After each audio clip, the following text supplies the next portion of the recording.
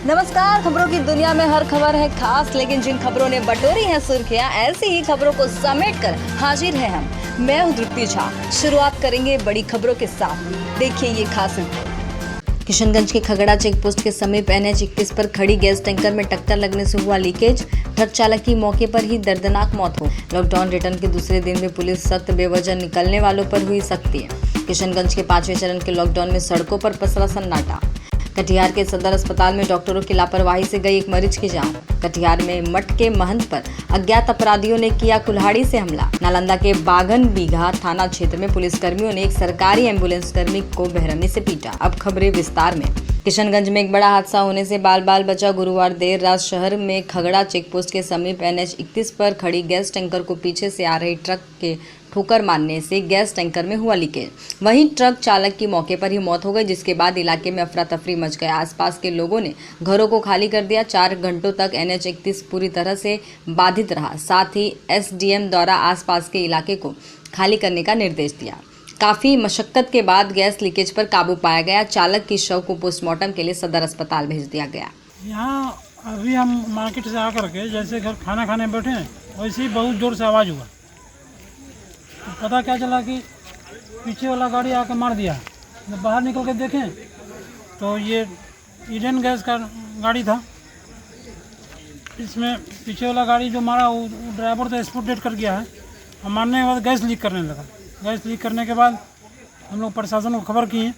प्रशासन को खबर करने के बाद हम लोग घर भी खाली कर दिए, लाइट भी ऑफ कर दिए, आसपास खाली कर दिया गया। हाँ जी। क्या हुआ था सर? किस तरह से गैस का रिसाव हो रहा है? गैस की जो गाड़ी है वो 20 चक्का गाड़ी है। इसमें 15 ट्रक का माल है, बहुत हेवी लोडेड थी। और इसकी गाड़ी लगता है, देखने से लगता है कि ये झाड़ू लगाए हुए थे। गाड़ी ख़राब थी, ये बना रहा था। लगाते हुए इसी बीच में ट्रक बहुत तेज़ी से आई और इसके पीछे से बहुत कर दी। इससे ड्राइवर स्पॉट डेड है उसी वहीं पर। और साथ साथ जो गैस का रिसाव हुआ था उस पर हम लोगों ने अपना टूल्स इस्तेमाल करते हुए लकड़ी से उसको सील कर दिया है। और गुड़ और जो भी मैकेनिज़्म एक्सपर्ट से पूछने के बाद हम लोगों ने उसको सील कर दिया। अब हम उसको सेफ प्लेस पे शिफ्ट करेंगे ताकि इस पर परिचालन स्टार्ट किया जा सके। किशनगंज में 5वें चरण के लॉकडाउन के दूसरे दिन शुक्रवार की सुबह सड़कों पर थोड़ी चहल पहल रही। लोग सुबह सुबह सब्जी व फल की खरीदारी के लिए घरों से बाहर निकले। इसके बाद खरीदारी कर वापस लौट गए। लॉकडाउन के दौरान DM आदित्य प्रकाश और SP कुमार आशीष ने शहर की स्थिति का जायजा लिया। इम्पोर्टेंट कंडीशन से वो जान लें, सभी व्यावसायिक प्रतिष्ठान बंद रहेंगे।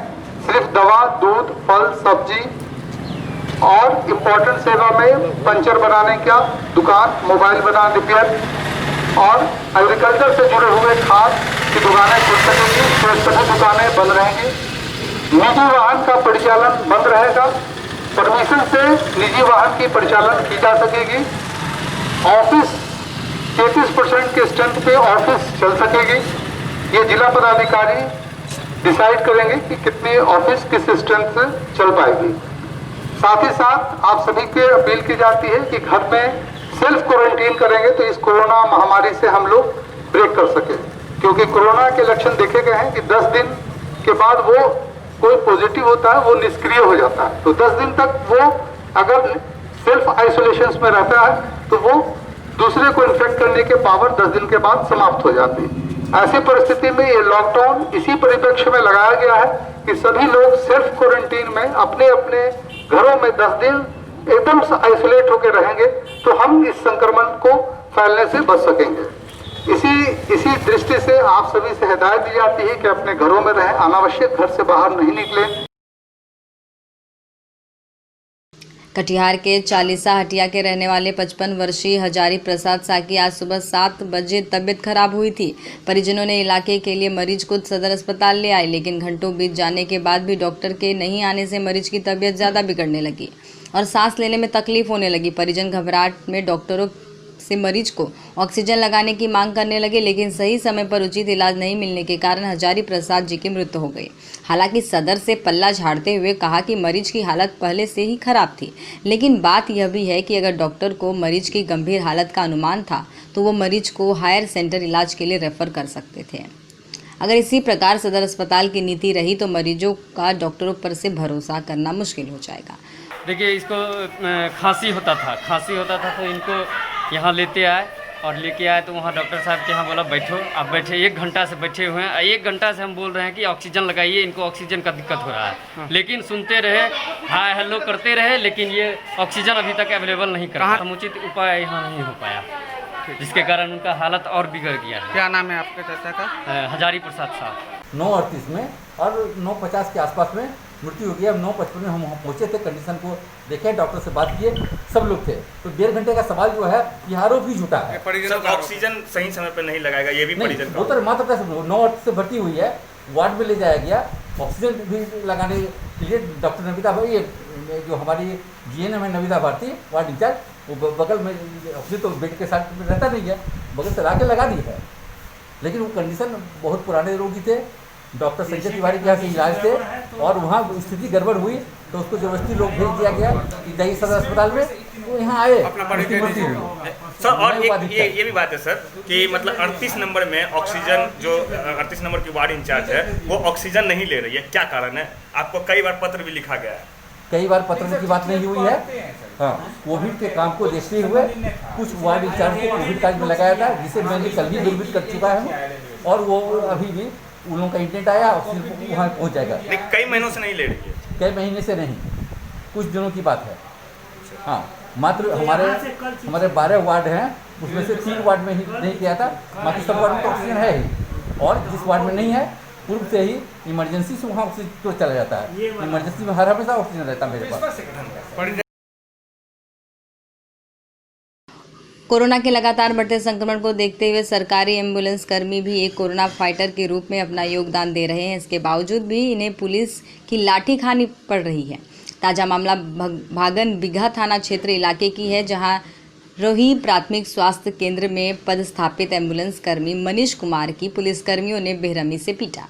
102 एम्बुलेंस संघ के जिलाध्यक्ष अमित पांडे ने बताया कि पुलिस द्वारा एक घायल व्यक्ति को सदर अस्पताल पहुंचाने के लिए कहा गया था, लेकिन एम्बुलेंस कर्मी ने रूही प्राथमिक स्वास्थ्य केंद्र में पदस्थापित होने के कारण बिहार शरीफ सदर अस्पताल ले जाने की जगह रूही प्राथमिक स्वास्थ्य केंद्र ले जाने की बात कही। इसी बात को लेकर दोनों के बीच कहासुनी हुई, जिसके बाद पुलिसकर्मियों ने एम्बुलेंस कर्मी के साथ एक मुजरिम जैसा बर्ताव किया।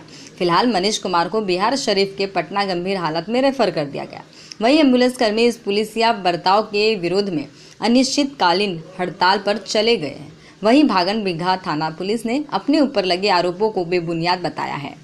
प्रतिदिन नालंदा जिला में, जो कि नीतीश कुमार का गृह जिला है, और एम्बुलेंस कर्मी इतना अपने इस कोरोना महामारी में इतना ज़बरदस्त सेवा देने में अग्रसर हैं, उसके बाद भी पुलिस नालंदा जिला में 2-2 बार कर चुकी है और ये जो है बहुत निंदनीय है। इसका हम निंदा करते हैं और मैं अपने संगठन की ओर से आह्वान करते हैं कि जब तक उस पुलिसकर्मी पर कार्रवाई नहीं होगी तब तक हमारे 102 एम्बुलेंस कर्मी हड़ताल पर रहेंगे। तो मारने का वजह क्या था इनको? मारने का वजह यही था कि वो जो पुलिसकर्मी इनको पिटाई किया, उनको ये पता नहीं है कि हमारे जितने भी जिले में चल रहे हैं 102 एम्बुलेंस कर्मी, उनको सबसे पहला प्राथमिकता यही होता है कि कहीं से भी कोई पेशेंट अगर ले जाते अपने क्षेत्र में तो सबसे पहले अपना प्राथमिक स्वास्थ्य केंद्र में ले जाना है। वहाँ के स्थिति खराब रहने के कारण इनको सदर अस्पताल भेज दिया गया। सदर अस्पताल से भी रेफर पावापुरी मेडिकल कॉलेज कर दिया गया और इनका ये स्थिति इतना ज़्यादा क्रिटिकल है कि पावापुरी मेडिकल कॉलेज से भी पटना PMCH रेफर कर दिया गया है। तो क्या आगे क्या रणनीति है आप लोगों की? जब तक उस पुलिसकर्मी पे विभागीय कार्रवाई नहीं होता है, सस्पेंड नहीं होता, जब तक 102 एम्बुलेंस कर्मचारी अनिश्चितकालीन के लिए हड़ताल में रहेगा। अच्छा, ये कहाँ के पुलिसकर्मी थे, कौन लोग थे, मारने का वजह क्या हो रहा था इनका? भागन बिघा के पुलिसकर्मी थे और मारने का वजह था सिर्फ मनमानी। उनका कहना था कि जो हम कहते हैं वो सुनिए, नहीं तो हम मरेंगे। दम वहाँ पे इस तरह का मारना चालू कर दिए जैसे किसी मुजरिम को मारा भी नहीं जाता है। इस तरह हमारे कर्मचारियों के साथ दुर्व्यवहार किया गया है। कटिहार जिला के समेली प्रखंड क्षेत्र के कबीर साहब आश्रम मठ मलहरिया के महंत मिथिलेश दास पर देर रात सोए अवस्था में अज्ञात अपराधियों ने धारदार हथियार से जानलेवा हमला किया। स्थानीय ग्रामीणों की मदद से महंत को प्राथमिक स्वास्थ्य केंद्र समेली में भर्ती कराया गया, जहां इसका इलाज चल रहा है। डॉक्टर ने उन्हें खतरे से बाहर बताया है। अपराधी मौके से फरार है। पुलिस हमला को लेकर सभी बिंदुओं पर जाँच कर रहे हैं।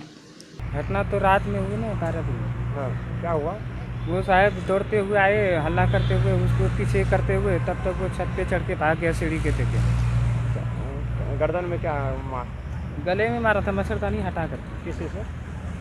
कुल्हाड़ी था, वो कुल्हाड़ी खुला हुआ था, उसका बेल्ट लगा हुआ नहीं था, वो कमरे के अंदर रखा था, वहीं का कुल्हाड़ी था, आश्रम का ही।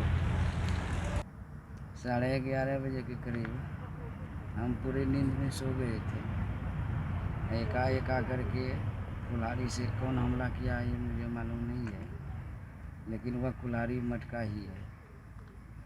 अच्छा, हाँ, गर्दन में मारा कुल्हाड़ी?